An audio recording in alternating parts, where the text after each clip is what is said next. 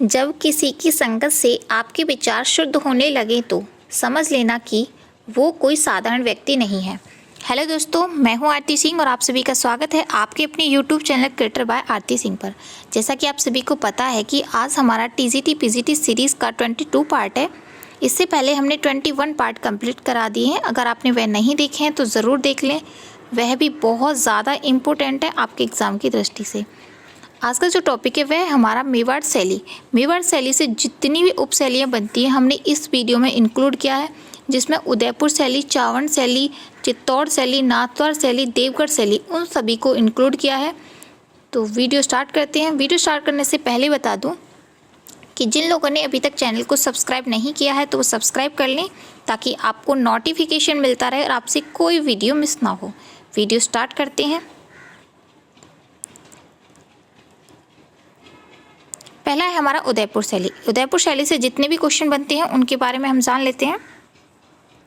अगर फ्रेंड्स आपसे पूछा जाता है कि जो उदयपुर शैली है उसके प्रमुख शासक कौन थे, तो उसके जो मेन शासक रहे थे वह महाराणा जगत सिंह प्रथम थे। इन्होंने सबसे ज़्यादा कार्य कराया था उदयपुर शैली में। तो नेक्स्ट हमारा, अगर फ्रेंड्स आपसे पूछा जाता है कि जो उदयपुर शैली है उसके प्रमुख ग्रंथ कौन कौन से हैं, तो उनके जो प्रमुख ग्रंथ हैं वह है महाराणा तेज सिंह के काल में रचित श्रावक प्रतिक्रमण सूत्र चूर्णी था। और नेक्स्ट हमारा था सुपना चारित, नेक्स्ट था गीत गोविंद, आख्यानिका, रामायण शुक्र। ये जो सभी ग्रंथ थे वह महाराणा तेज सिंह के काल के थे, जो कि प्रमुख ग्रंथ रहे थे जिनके ऊपर चित्रण किया गया था इनके ऊपर। नेक्स्ट हमारा, अगर फ्रेंड्स आपसे पूछा जाता है कि जो उदयपुर शैली है उसके प्रमुख कलाकार कौन है, तो उनमें साहिब तीन थे, मनोहर, कृपाराम, उमराव, गंगाराम, भैरवराम और शिवदत्त। ये सभी किसके कलाकार हैं, वो उदयपुर शैली के थे। फ्रेंड्स ऐसे क्वेश्चन बहुत सारे बनते हैं कि कभी कभी आपको एग्जाम में पूछ लिया जाएगा कि 3 कलाकार तो इस शैली के दे दिए जाएंगे, यानी कि उदयपुर शैली के, और 4 जो दे दिया जाएगा वो किसी और शैली का दे दिया जाएगा। आपसे पूछ लिया जाएगा कि निम्न में से कौन सा जो कलाकार है वह उदयपुर शैली से संबंधित नहीं है, तो उसके बारे में आपको पता है तो आप टिक कर देना। नेक्स्ट है कि आपको एक तरीके से और पूछ लिया जाएगा, आपको किसी भी एग्जाम में ये पूछ लिया जाएगा कि निम्न में से कौन सा कलाकार है जो उदयपुर शैली से संबंधित है। तो ये चीज़ आप इसलिए ज़रूर, जितने भी आपके कलाकार बनते हैं उनसे क्वेश्चन पूछे जाते हैं, तो जितने भी कलाकार हैं उन सबको अच्छे से रट लेना कौन सा कलाकार किस शैली से है। तो नेक्स्ट देख लेते हैं। नेक्स्ट हमारा, अगर फ्रेंड्स आपसे पूछा जाता है कि जो उदयपुर शैली है उसके जो प्रमुख रंग हैं वो कौन कौन से हैं, तो जो प्रमुख रंग हैं जिसका प्रयोग किया गया है वह उसमें पीला और लाल था, जो बहुत ही ज़्यादा प्रमुख है। तो ये चीज़ याद रखना। नेक्स्ट है कि अगर फ्रेंड्स आपसे पूछा जाता है कि जो उदयपुर शैली है उसकी प्रमुख आकृतियाँ और वेशभूषाएँ कैसी थी, तो उनका जो शरीर बना हुआ था वो गठीला शरीर बना हुआ था, लंबी मूछें थी, यानी कि जो पुरुष थे उनकी लंबी मूछें थी, छोटा कद था, विशाल नैन यानी कि बड़े नैन बने हुए थे, नैन मतलब आँखें बनी हुई थी, सर पर पगड़ी बनी हुई है, कमर में पटका बंधा हुआ है, लंबे घेरदार जामा पहना हुआ है और कान में मोती पहना हुआ है। तो ये चीज़ आप याद रखना, ये किस शैली की विशेषता है, वो उदयपुर शैली की विशेषता है। नेक्स्ट हमारा, अगर फ्रेंड्स आपसे पूछा जाता है कि जो नारी आकृति वेशभूषा थी वो कैसी थी, तो उनकी जो आंखें थी वो मीनाकृति। ये जो वाला क्वेश्चन बहुत बार पूछा गया, तो ये चीज़ याद रखना, यानी कि जो नारी आकृतियाँ हैं उसके बारे में आप ज़रूर याद रखना, क्योंकि यहाँ की जो विशेष मान्यता मानी जाती है राजस्थानी शैली की वो आंखें मानी जाती हैं। तो ऐसे क्वेश्चन बहुत बार पूछा जाता है कि जो मीनाकृत आँखें हैं वो किस शैली में बनी हुई हैं, यानी कि राजस्थान की किस उपशैली में है या शैली में है, तो वो कौन सी है, वो उदयपुर शैली है जो कि मेवाड़ शैली की है। नेक्स्ट है कि यहाँ पर गरुड़ सी लंबी नाक बनी हुई है और लंबी वेड़ी बनी हुई है, लहंगा एवं पारदर्शी ओढ़नी पहने हुए हैं यहाँ की जो नारियाँ हैं। नेक्स्ट है, अगर फ्रेंड्स आपसे पूछा जाता है कि उदयपुर शैली के जो प्रमुख तथ्य रहते, विशेषता यानी कि विशेष कार्य रहते, वो कौन कौन से थे, तो महाराणा अमर सिंह प्रथम के समय में तो मेवाड़ शैली का मुगल प्रभाव पड़ा था। यानी कि आपसे एग्जाम में पूछ लिया जाएगा कि मेवाड़ शैली के या किस उपशैली में मुगलीय प्रभाव दिखाई देने लगा था या किस राजा के समय में, तो जो राजा पूछा जाता है तो वो महाराणा अमर सिंह प्रथम के समय में हुआ था मेवाड़ शैली पे, जो कि उदयपुर शैली की है। नेक्स्ट है, अगर फ्रेंड्स आपसे पूछा जाता है कि जो मेवाड़ शैली पर गुज्जर व जैन शैली किस शैली का यानी कि प्रभाव था, तो वह कौन सी थी, गुज्जर व जैन शैली का। तो ये चीज़ भी याद रखना। नेक्स्ट है, अगर फ्रेंड्स आपसे पूछा जाता है कि मेवाड़ चित्र शैली में बादल युक्त नीले आकाश, कदम वृक्ष, हाथी कोयल, सारस व मछलियों का अधिक चित्रण होता है। अगर फ्रेंड्स आपसे पूछा जाता है कि जो मेवाड़ शैली है, जो उदयपुर शैली है, उसमें किस पक्षी का ज़्यादा चित्रण हुआ है, तो उसमें पक्षियों में जो आता है वो सारस है और कोयल है। अगर वृक्ष पूछा जाता है तो कदम का वृक्ष है। अगर फ्रेंड्स आपसे ये जितनी भी चीज़ें हैं जो इम्पोर्टेंट हैं उनके बारे में जो यहाँ पे लिखा हुआ है उन सभी को आप नोट डाउन कर लेना, क्योंकि बहुत ही ज़्यादा क्वेश्चन इंपॉर्टेंट है, यहाँ से पूछे ही जाते हैं हर बार। नेक्स्ट है हमारा, अगर फ्रेंड्स आपसे पूछा जाता है कि जो महाराणा जगत सिंह प्रथम ने रंग महल के चित्रों की ऊपरी नाम से कला विद्यालय स्थापित करवाया था, जिसे तस्वीर कारखाने के नाम से जाना जाता है। यानी कि अगर फ्रेंड्स आपसे पूछा जाता है कि उदयपुर के किस राजा ने चित्रों के लिए एक ऊपरी यानी कि तस्वीर खाने का निर्माण किया था, वह कौन से राजा थे, तो महाराणा जगत सिंह प्रथम के समय में किया गया था। तो ये चीज़ भी याद रखना, बहुत इंपॉर्टेंट क्वेश्चन है और बहुत बार पूछा गया है। नेक्स्ट है, अगर फ्रेंड्स आपसे पूछा जाता है कि जो उदयपुर है, उदयपुर राजस्थान की किस शैली का उपशैली है, तो वो कौन सी शैली है, वो मेवाड़ शैली की उपशैली है। तो ये चीज़ याद रखना, क्योंकि कई बार आपसे पूछ भी लिया जाता है कि उदयपुर है, चित्तौड़ है, चावंड है, ये हैं ये शैलियाँ हैं या फिर उपशैलियाँ हैं, तो ये यहाँ से भी क्वेश्चन बनता है।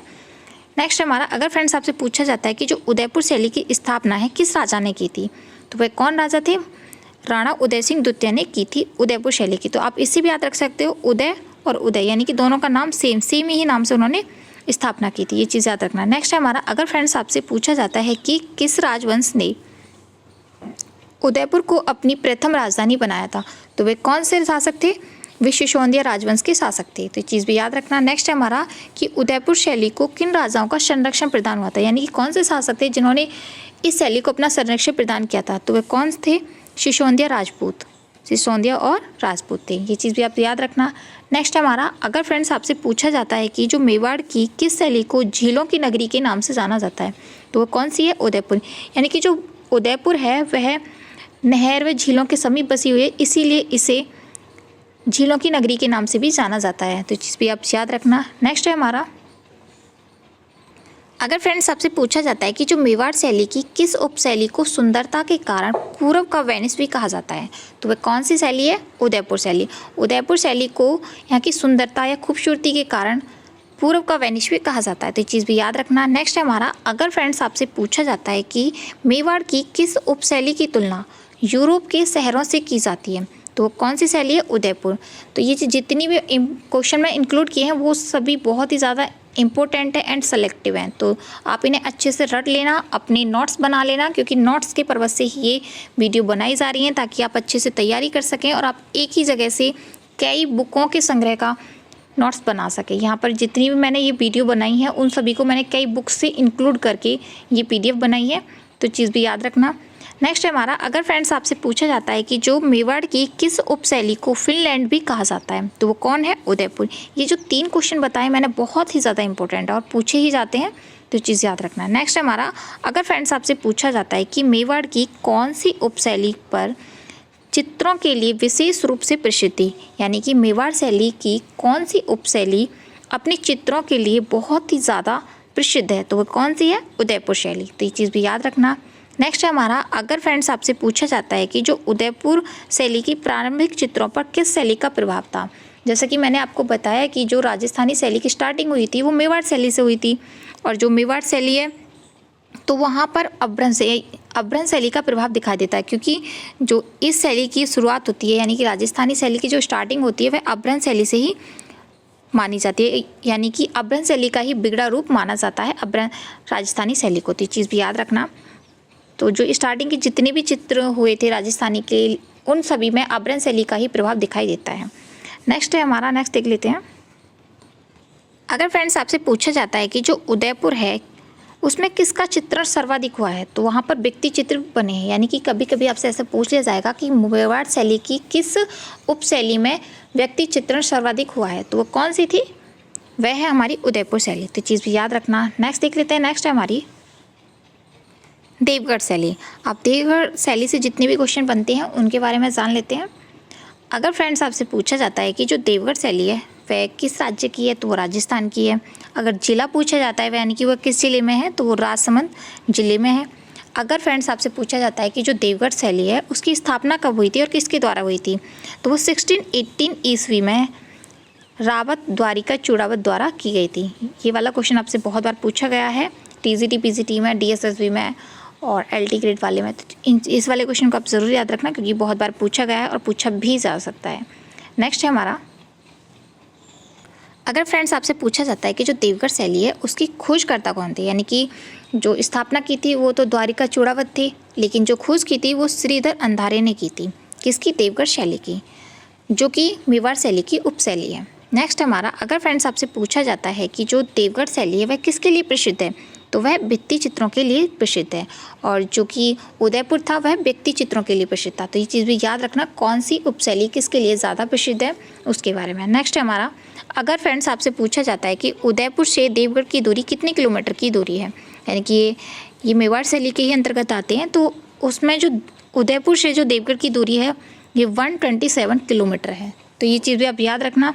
नेक्स्ट है हमारा, अगर फ्रेंड्स आपसे पूछा जाता है कि जो नाथ द्वार से देवगढ़ की दूरी कितनी है, तो वह 19 किलोमीटर दूर है। तो ये चीज़ भी याद रखना। अगर देवगढ़ से उदयपुर से पूछी जाती है तो 127 है, और नाथ द्वार से पूछी जाती है तो वो 90 है। तो ये चीज़ याद रखना। नेक्स्ट है हमारा, अगर फ्रेंड्स आपसे पूछा जाता है कि सर्वप्रथम देवगढ़ उपशैली को प्रकाश में लाने का श्रेय किसको जाता है, जैसे कि मैंने आपको अभी बताया कि श्रीधर अंधारे को जाता है, यानी कि खोजकर्ता जो थे वो श्रीधर अंधारे थे, लेकिन जिन्होंने इसकी स्थापना की थी वो देवगढ़ चूड़ावत थे। तो चीज़ याद रखना। नेक्स्ट है हमारा, अगर फ्रेंड्स आपसे पूछा जाता है कि जो देवगढ़ शैली की स्थापना है किस राजा के समय में हुई थी, तो इसकी जो स्थापना हुई थी वह हुई थी जयसिंह के समय में रावत द्वारका चूड़ावत द्वारा। यानी कि आपको स्थापना तो पता है किसके द्वारा की गई थी, कि रावत द्वारिका चूड़ावत द्वारा की गई थी, लेकिन अगर आपसे शासक भी पूछ लेता है तो वे कौन से शासक थे, तो महाराणा जयसिंह के समय में हुई थी। नेक्स्ट देख लेते हैं। नेक्स्ट है हमारा,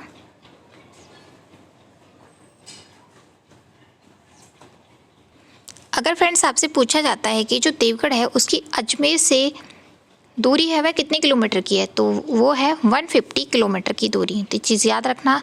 जितने भी मैंने शहर बताए हैं तो उनके बारे में अगर पूछा जाता है तो उनको अच्छे से याद कर लेना।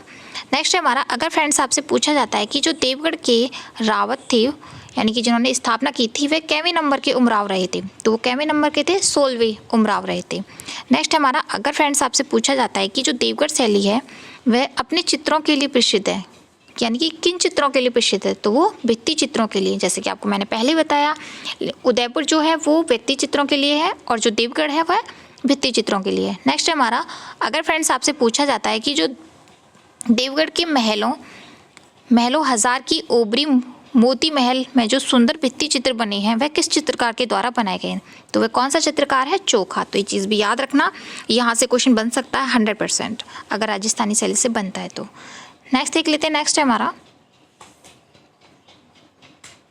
हमारा कि देवगढ़ शैली के प्रमुख चित्रकार कौन कौन से थे, तो इनके बारे में जान लेते हैं। फर्स्ट है हमारा चोखा, बगता, कमला प्रथम, कमला द्वितीय, नंगा, हरचंद्र, बैजनाथ। ये जो जितने भी कलाकार हैं वे सभी देवगढ़ शैली के हैं। इन सभी को नोट डाउन कर लेना और अच्छे से रट लेना कि कौन सा कलाकार किस शैली से संबंधित है। नेक्स्ट है हमारा,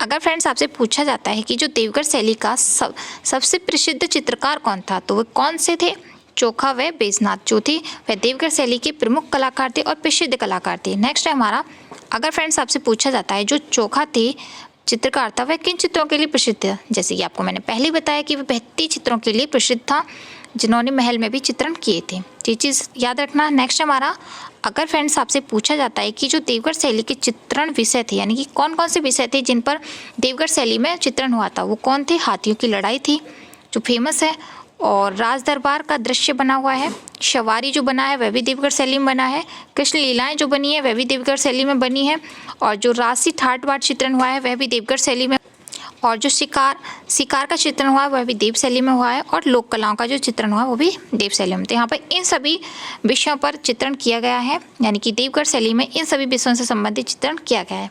नेक्स्ट देख लेते हैं। नेक्स्ट है हमारा देवगढ़ शैली के प्रमुख चित्र और उनकी चित्रकारी, यानी कि जो फेमस चित्र हैं जिनके बारे में क्वेश्चन पूछे जाते हैं मैंने उनको इंक्लूड किया है, और इनके कलाकार कौन कौन थे, यानी कि उनके चित्रण जो किया था वह किसके द्वारा किया गया था उसके बारे में जान लेते हैं। फर्स्ट है हमारा कि अनूप सिंह द्वारा सुगर का आखिर करता हुआ जो चित्र है वह किसके द्वारा बनाया गया है, तो वह कौन से कलाकार थे, वो थे बगता।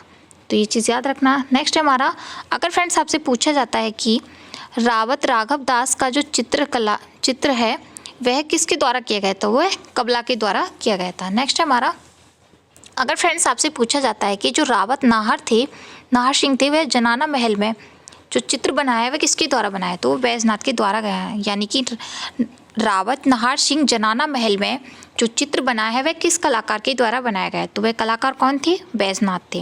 नेक्स्ट है हमारा कि जो कर्नल टॉन की जो सवारी है वह किसके द्वारा चित्रित की गई है, तो वह किसके द्वारा की गई है, बैजनाथ के द्वारा। और ये भी पूछा जा सकता है कि इनमें से ये वाला जो चित्र है वह किस शैली का है, तो वह देवगढ़ शैली का, ये चीज़ भी आप याद रखना। नेक्स्ट है हमारा, अगर फ्रेंड्स आपसे पूछा जाता है कि जो नाहर सिंह का जो सूअर के शिकार करते हुए जो चित्र है वह किसके द्वारा चित्रित किया गया था, तो वे कौन से कलाकार थे, वह भी बैजनाथ थे। और शिकार के पश्चात गोट खेलते हैं वह किस कलाकार का चित्रण है, तो वह बगता का चित्र है। और इन किस शैली का है, वह भी देवगढ़ शैली का है। नेक्स्ट है कि रावत गोकुल दास घोड़े पर सवार चित्र है वह किसके द्वारा बनाया गया, तो इसके बारे में कोई कलाकार नहीं दिया गया, वह अज्ञात है। नेक्स्ट है कि रावत गोकुल दास श्रीनाथ जी की पूजा करते हुए जो चित्र है वह किसके द्वारा बनाया गया, वह भी अज्ञात है, तो ये चीज़ भी याद रखना। नेक्स्ट है हमारा, यानी कि जिनके कलाकार के बारे में नहीं पता है उनके बारे में ये पूछा जा सकता है, यानी कि वह किस शैली से संबंधित है। तो यहाँ पर जितने भी चित्र बने हों उनको आप अच्छे से रट लेना। मैं आपको बार बार वही चीज़ बोल रही हूँ क्योंकि बहुत ही ज़्यादा इंपॉर्टेंट है अपने आप में। नेक्स्ट है, अगर फ्रेंड्स आपसे पूछा जाता है जो शिकारी कुत्ते का जो चित्र है वह किस शैली का है, तो वह देवगढ़ शैली का है। और उसके जो चित्रकार हैं वह अज्ञात है, उसके बारे में नहीं पता है। नेक्स्ट है कि सूर्य जो पूजा है वह किसके द्वारा चित्रित किया गया है, तो उसके बारे में वह भी अज्ञात है और वह भी देवगढ़ शैली का ही चित्र है। नेक्स्ट है कि नाहर सिंह की प्रेमिका को प्याला देते हुए जो चित्र है वह किसके द्वारा चित्रित किया गया है, तो वह देवगढ़ के बैजनाथ चित्रकार के द्वारा चित्रित किया गया है। नेक्स्ट है हमारा कि देवगढ़ शैली के सर्वाधिक चित्र थे वह किस म्यूजियम में चित्रित हैं। अगर फ्रेंड्स आपसे पूछा जाता है कि जो मेवाड़ शैली की उपशैली देवगढ़ से शैली है उसके जो ज़्यादातर चित्र हैं यानी कि मोस्टली चित्र हैं वह कहाँ पर संग्रहित हैं, तो वह है प्रिंस ऑफ वेल्स म्यूजियम में संग्रहित हैं, तो ये चीज़ भी याद रखना। नेक्स्ट है हमारा, अगर फ्रेंड्स आपसे पूछा जाता है कि जो देवगढ़ शैली में कैसी रेखाओं का प्रयोग किया गया है, यानी कि देवगढ़ शैली में जो चित्र बने हैं वहाँ पर कैसी रेखाएं बनाई गई हैं यानी खींची गई हैं, तो वो कैसी रेखाएं हैं, मोटी रेखाएं बनाई गई हैं, तो ये चीज़ याद रखना। नेक्स्ट है हमारा, अगर फ्रेंड्स आपसे पूछा जाता है जो देवगढ़ शैली है उसमें सर्वाधिक जो है ज़्यादातर रंगों का कौन से रंग है उनका जो प्रयोग किया गया है, तो वो कौन से हैं, हरे व पीले रंग का। यहाँ पर पीले रंगों का बहुत ज़्यादा प्रयोग किया गया है मेवाड़ शैली में। अगर मेन माना जाता है तो लाल और पीले रंग का पूरी मेवाड़ शैली में सर्वाधिक चित्रण किया गया है। नेक्स्ट है हमारा, अगर फ्रेंड्स आपसे पूछा जाता है कि जो देवगढ़ शैली में पुरुष व स्त्रियों को कैसा बनाया गया है, तो वहाँ पे जो स्त्रियों और पुरुष को बनाया गया है वो मध्यम कट का बनाया गया है, यानी कि जो उनका कद है ना तो वो ज़्यादा लंबा है ना ही वो ज़्यादा शॉर्ट है, तो मीडियम साइज़ का बनाया है। काठी जो कद काठी है जिन पर मारवाड़ कला का प्रभाव दिखाई देता है, यानी कि कभी कभी आपसे पूछ लिया जाएगा जो देवगढ़ शैली है मेवाड़ शैली की वह कौन सी शैली है जिस पर जो स्त्री पुरुष जो बनाए गए हैं उस पर मेवाड़ शैली का प्रभाव है, तो वह कौन सी है, देवगढ़ शैली, तो ये चीज़ भी याद रखना। नेक्स्ट है हमारा नाथद्वार शैली। अब नाथद्वार शैली से जितने भी क्वेश्चन हैं उनके बारे में जान लेते हैं। अगर फ्रेंड्स आपको पूछा जाता है कि जो नाथद्वार शैली है उसका जो प्राचीन नाम है वो क्या है, तो वो सिहाड़ नाम है, या फिर आपसे ऐसा पूछ लिया जाएगा कि मेवाड़ शैली की कौन सी शैली का प्राचीन नाम सिहाड़ है, तो वह कौन सी है, नाथद्वार शैली, तो ये चीज़ भी याद रखना। नेक्स्ट है हमारा, अगर फ्रेंड्स आपसे पूछा जाता है कि जो नाथद्वार शैली है वह किस जिले में स्थित है, तो वह राजसमंद जिले में स्थित है। मेवाड़ शैली की जितनी भी उपशैलियाँ हैं वो ज़्यादातर राजसमंद से संबंधित है, तो इसके बारे में भी आप जान लेता, याद कर लेना अच्छे से। नेक्स्ट हमारा कि जो प्रमुख शासक थे यानी कि मेवाड़ शैली के जो प्रमुख शासक थे वो कौन थे, तो महाराणा जयसिंह थे, ये भी आप अच्छे से याद रखना। नेक्स्ट है हमारा कि यहाँ के प्रमुख चित्र कौन कौन से, नाथद्वार शैली के प्रमुख चित्र कौन से हैं, तो वह कृष्ण लीला, नाथद्वार जी के विग्रह और ग्वाल वालों और गोपियाँ, ये सब जो हैं वो नाथद्वार शैली के प्रमुख चित्र हैं। नेक्स्ट देख लेते हैं। नेक्स्ट हमारा, अगर फ्रेंड्स आपसे पूछा जाता है कि जो नाथद्वार शैली है उसके प्रमुख रंग कौन से थे, तो हरा और पीला था यहाँ का भी, जैसे कि मैंने आपको पहले ही बताया कि जो ज़्यादातर मेवाड़ शैली है उसमें पीले रंग का तो 100% प्रयोग किया ही गया है। नेक्स्ट है कि अगर फ्रेंड्स आपसे पूछा जाता है कि जो नाथद्वार शैली है उसकी आकृतियाँ व वेशभूषाएँ कैसी थी पुरुष और नारियों की, तो उसके बारे में जान लेते हैं। तो पुरुषों में पोस्ट क्लेवर एवं नंद एवं ग्वाल गोपाल की भाव पूर्णिमा बनाई गई, यानी कि जो पुरुष आकृति है वो नंद गोपाल और जो कृष्ण जी हैं उनको एक तरीके से पूर्णतः चित्रित किया गया। जो पोशाक पहनते हैं, जो पगड़ी पहनते हैं, जो पट्टिका बांधते हैं, उन सभी को चित्रण किया गया है पुरुष आकृति को। नेक्स्ट है हमारा कि जो नारी आकृतियाँ हैं वह कैसी हैं, तो उनका जो कद बनाया गया वो छोटा कद है, तिरछी एवं चकोर के समान आँखें। इनका भी आप याद रखना अच्छे से कि वहाँ पे आँखें कैसी बनी हुई है, तिरछी बनी हुई है, चकोर के समान बनी हुई हैं। और जो शारीरिक स्थिति है वो स्थूलता है और भाव में वात्सल्य। वात्सल्य का मतलब प्रेम जो होता है एक माता का अपने पुत्र के प्रति, तो वो वात्सल्य उसमें दिखाया गया है। नेक्स्ट है हमारा, अगर फ्रेंड्स आपसे पूछा जाता है कि जो नाथद्वार शैली है उसकी विशेष उपलब्धि क्या रही थी, यानी कि विशेषता क्या रही थी, तो यहाँ के जो चित्रों की विशेष उपलब्धि जो रही थी वह रही थी पिछवाई चित्रण। पिछवाई चित्रण वह होता है जो कृष्ण जी की मूर्ति होती है और उनके पीछे जो पर्दा लगाया जाता है, उसके जो पीछे जो सजावट होती है, जो पर्दा पीछे यहाँ पे मूर्ति होती है और पीछे जो पर्दा लगाया जाता है उस पर जो चित्रकारी की जाती है वही कहलाते हैं पिछवाई चित्र, पीछे लगने वाले भित्ति चित्र। तो ये चीज़ याद रखना। और यहाँ की जो विशेष देन रही है वह नाथद्वार शैली की यही रही है, पिछवाई चित्रण।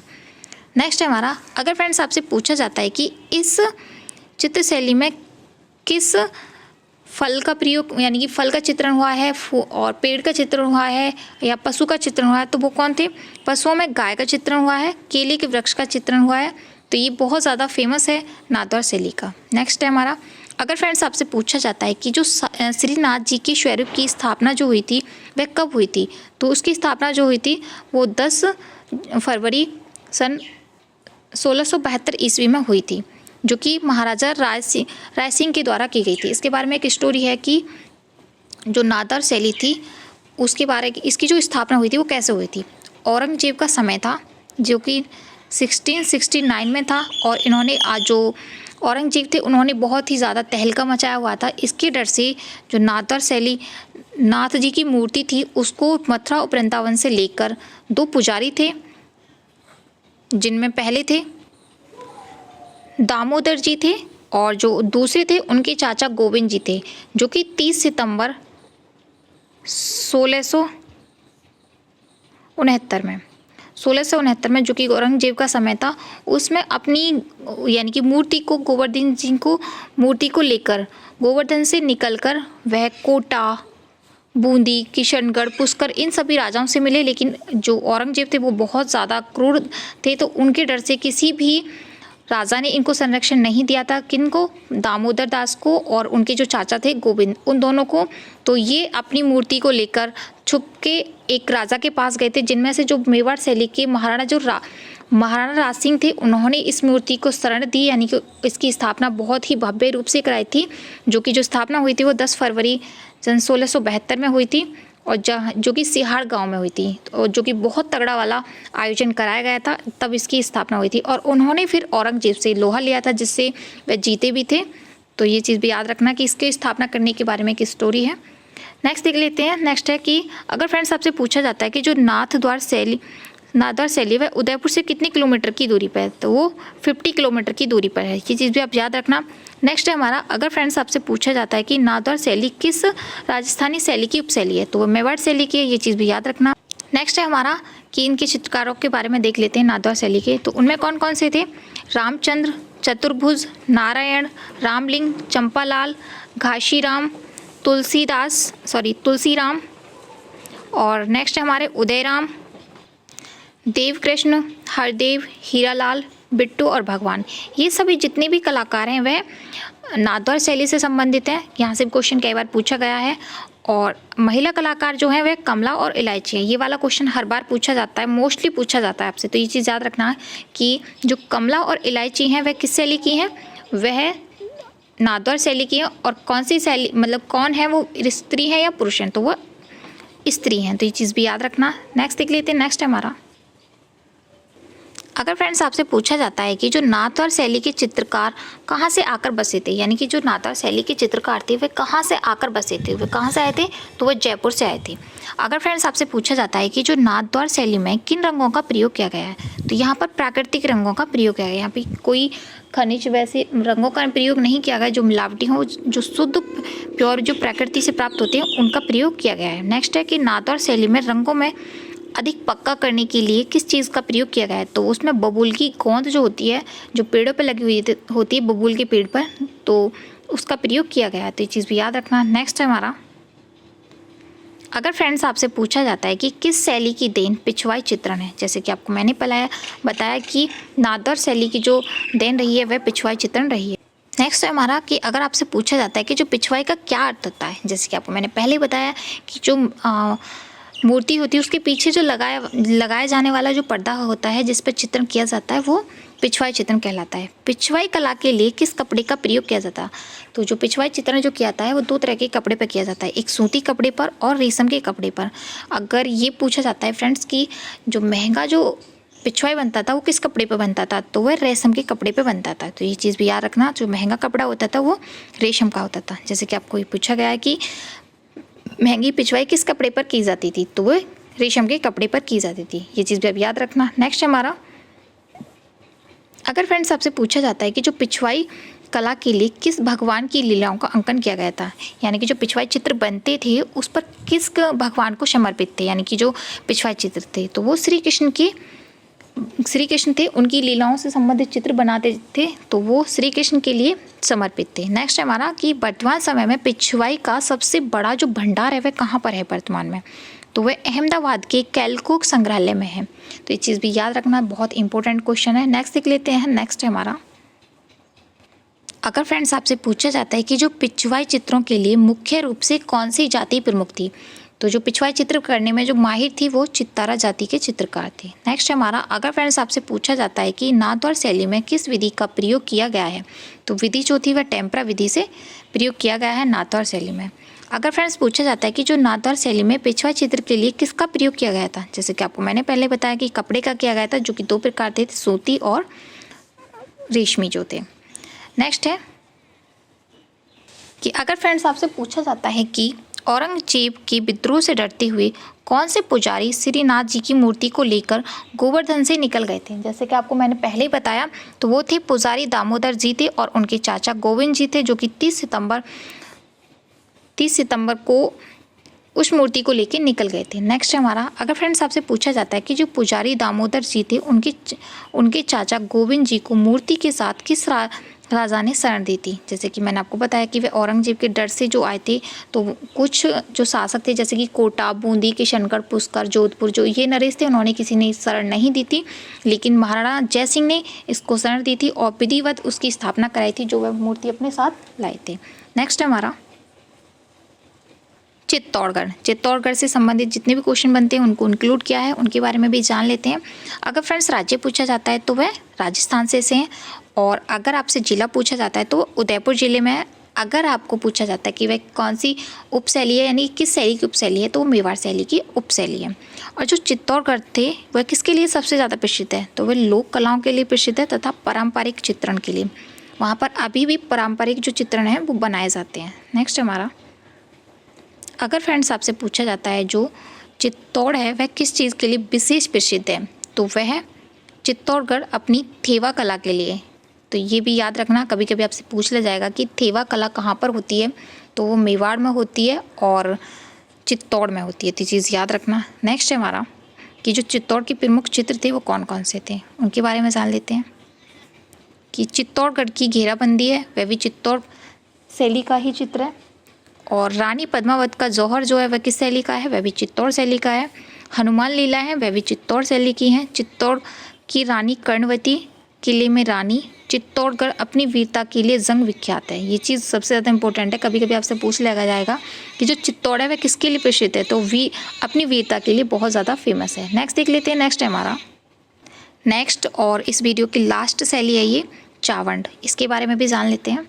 अगर फ्रेंड्स आपसे पूछा जाता है कि जो चावंड है वह किस राज्य में है, तो वो राज्य राजस्थान में है। और किसकी उपशैली है, तो यह मेवाड़ शैली की उपशैली है। अगर आपसे जिला पूछा जाता है तो वह उदयपुर जिले में है। प्रमुख शासक जो पूछा जाता है कि यानी कि चावंड शैली के कौन से शासक थे जो प्रमुख थे, तो महाराणा प्रताप सिंह थे और महाराणा अमर सिंह, ये दोनों जो शासक थे वह चावंड शैली के शासक थे। अगर चित्रकार पूछा जाता है जो फेमस है और प्रसिद्ध, तो नसीरुद्दीन यानी कि नसीरुद्दीन है, जो कि चावंड शैली के प्रमुख कलाकार हैं। प्रमुख चित्र पूछा जाता है, यानी कि यहाँ पर जो ज़्यादातर चित्र हुआ है वो रागमाला है। चावंड को किस राजा ने अपनी राजधानी बनाया था? ये वाला क्वेश्चन आपसे पूछा जा सकता है। तो महाराणा प्रताप ने चावंड को अपनी राजधानी बनाया था।